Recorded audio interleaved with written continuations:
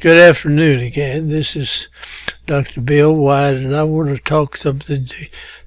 talk to you about complicated tooth movement in very deep bite cases.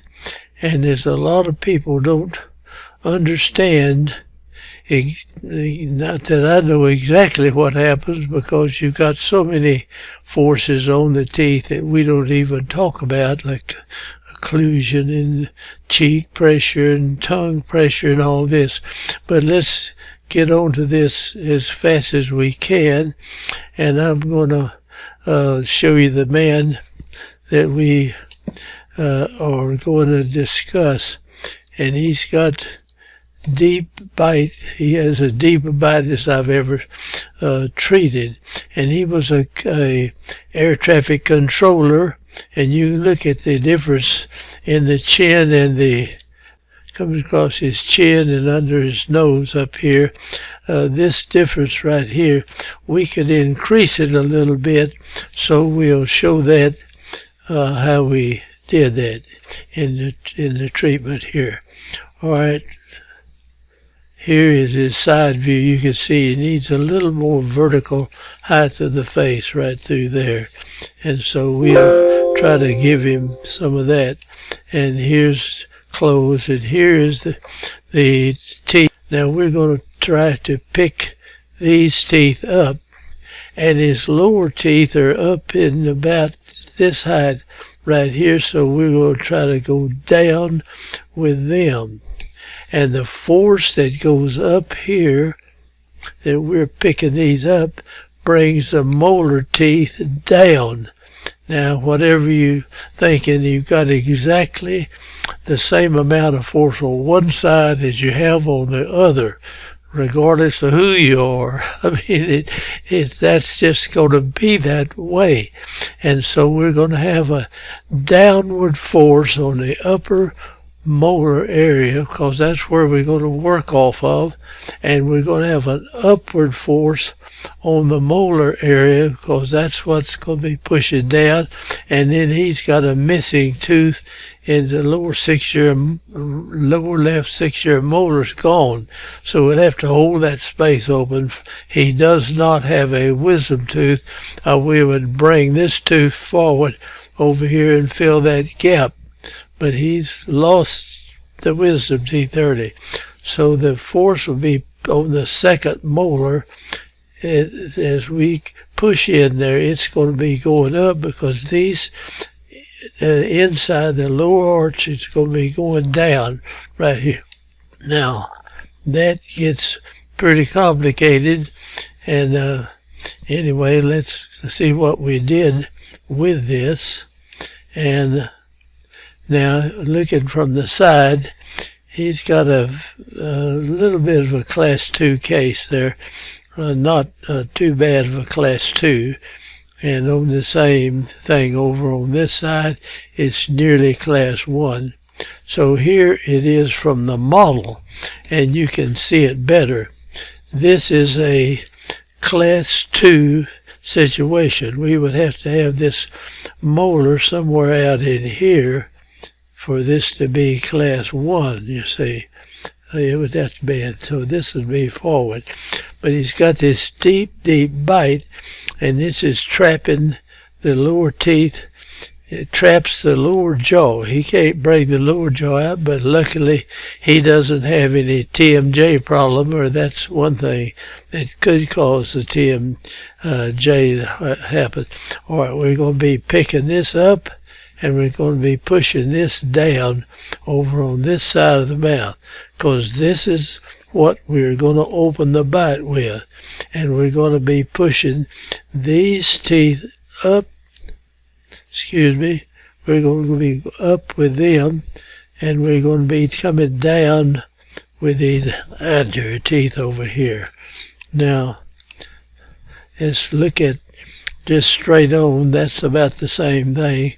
And over here we're missing the tooth, so we're going to have to use this tooth right here as a 6-year molar. I wish he'd had a wisdom tooth back here. We'd have pulled that into that gap and used this tooth up here, but he doesn't have that, So we're going to have to really work hard with this tooth right here, and we're going to have to line this up and work from back in this area. We're going to have to pick this tooth up more than we do this one over here. So the force for picking this up on the anterior is going to tend to push this down. So we have to put more force back here in the back and level this thing out as we go.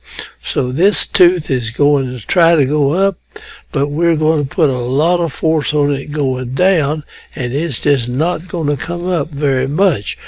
So we're not going to be able to open this guy's bite as well on the left side. This is the left as we are on the right side. Now, I want to say something. If you're just getting into orthodontics, don't even think about doing a case like this. See, you've got to know a lot more about it than that. And I sound kind of like an orthodontist talking to a GP doing orthodontics. But you will learn it as you go along. You have to, and it's going to be difficult. The lower teeth literally bite into the gum tissue up in this area. Now this guy was a air traffic controller, and I had to open the bite some. We had to come down. If we put a block on the upper anterior teeth that stopped the closure about somewhere along here. Now if you don't understand that, let me go back here and see if I can show this. We put a block under these upper anterior teeth and stopped this jaw from closing this far. So it left these places open in here. The whole thing was open. He was chewing on this anterior part. That gave me room in here to get the braces attached to the lower anterior teeth, or I couldn't have put anything on to go down with it. I had to put an opener on it, so we did that. Now that gets it even more complicated. So when it would close to, these teeth would hit a block and they stopped down here somewhere, and they couldn't go any deeper than that when we started off. Now, and same thing. Here's, you can see we bonded this block on these 4 anterior teeth up here, and he hit on them, and now it gave us room to put the appliance in. I've got a video on him if you want to see every step of it. Okay, so I'm just trying to go through and explain as well as I can how it is. Now here's the way we came out. In other words, we raised these teeth up and these teeth down, and you wonder how in the devil you do this, and that's what I'm trying to get across. It isn't easy, and we opened the bite. We put more space between his nose and his chin in there. We opened it up some, but not much. And these teeth are lined up. We used a class 2 elastic on this side. It was class 2. The other side was class 1. Now here is another view of the left. That's the left side of the mouth. And we've still got the space here to put an implant or whatever he's going to replace that with, a bridge or an implant. He'll have that. And it's lined up here. And all during this whole time, we put a big bite plate in here to start with, and he could not speak plain. And he's an air traffic controller, and he came in and was going to quit. And I said, well, let's try this little bitty one. And we put the small one in, and it worked, and he could talk. But he had to talk, and he had to be heard. And so I couldn't put a large bite plate in there, so we just bonded a little one right behind the teeth, and he put, as he chewed, none of these teeth back in the back touch, so it puts a lot of strain on the condyles and the fossa back here. When you bite on your front teeth, there's nothing hits but here and here. And so that if he had had a weak joint, that would have made it a lot more complicated for the case, but it didn't. So here it goes to that. Now looking up above, it looks like that, and down below we bonded those together, and that it worked well.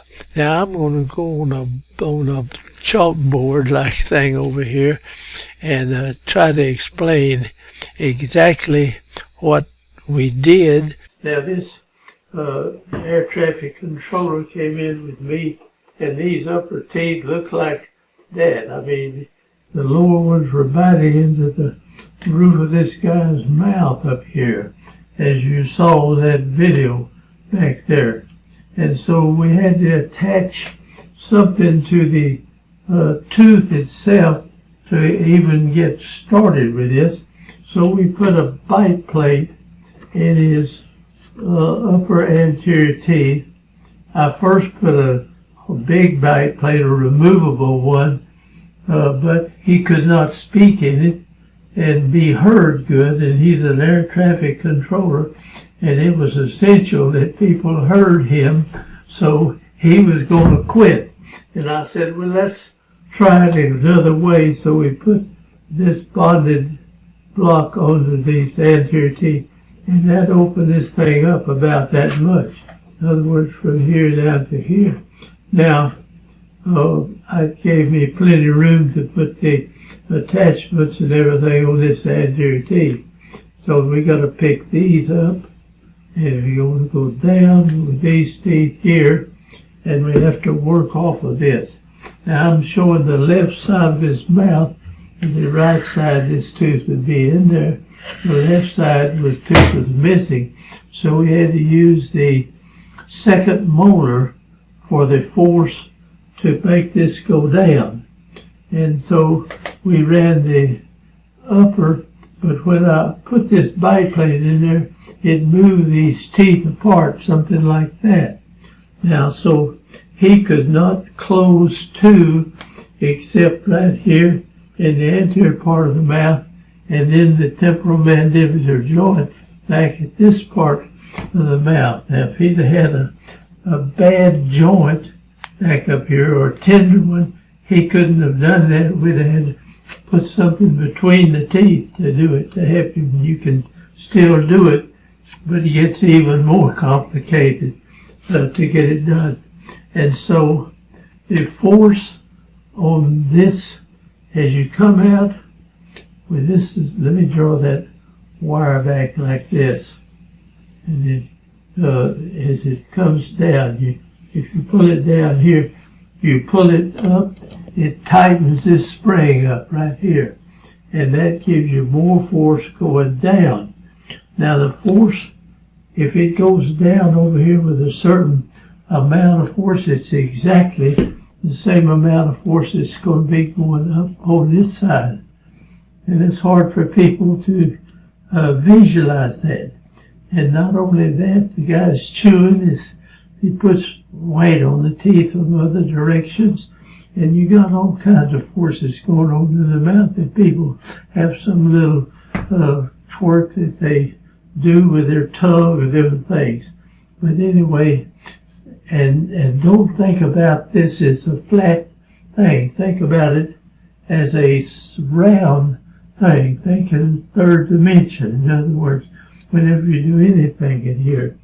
So we tighten this spring up, we got it up here, and it starts going down with these teeth, and we pull this one down here and tighten it, and it tightens this spring as we come down with this, and we pull it down, and it tightens this up, and so it's picking this up, but the same force is pushing this down, you see right here.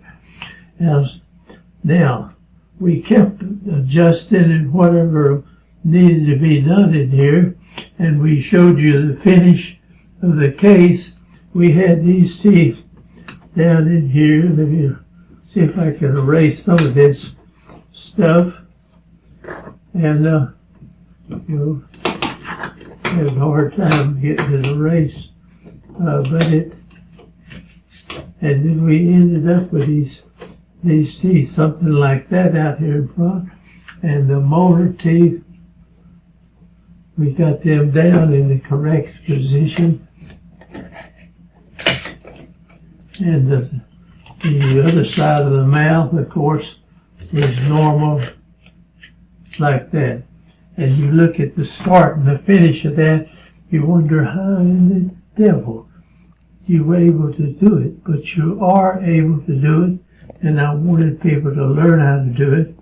And stuff like this ought to be taught in the orthodontic schools, and let general dentists or whoever wants to, but nobody's going to jump on a case like this to start with. Now, that's my opinion. Now, the people in the orthodontic school might disagree with that, but I have several good friends. I've taught with one that established an orthodontic school for several years. So I hope you get something out of this video.